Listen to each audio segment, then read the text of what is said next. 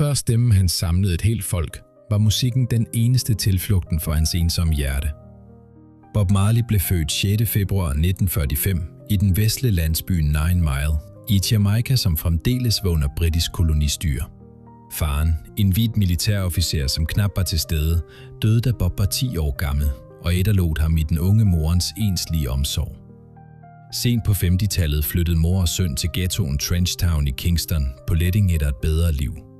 I disse tøffe gatene, præget af ekstrem fattigdom og lokal gængvold, fandt den unge gutten en måde at gribe en verden, som virkede ødelagt helt fra starten af, gennem musikken og Rastafari-troen.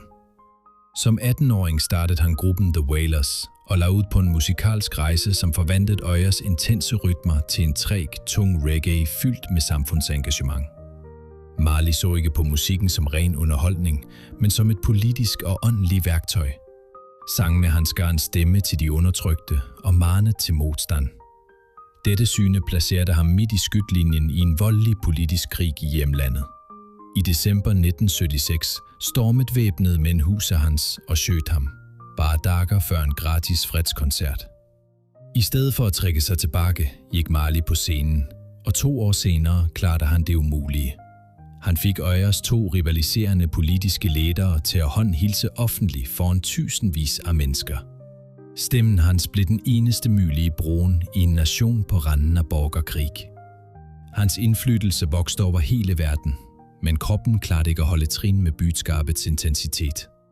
I 1977 blev der opdaget føflekræft under en tånegl, en kræftform han valgte at ikke behandle med drastisk amputation på grund af sin religiøse overbevisning. Sygdommen spredte sig i stilhed til lungene og hjernen. 11. maj 1918 gik musikeren bort på et sygehus i Miami, bare 36 år gammel. Livet hans blev kort, men rytmen og fredsbudskaber hans rører ved folks hjerter, selv flere 10 år senere. Mio 3. Stor liv på 3 minutter.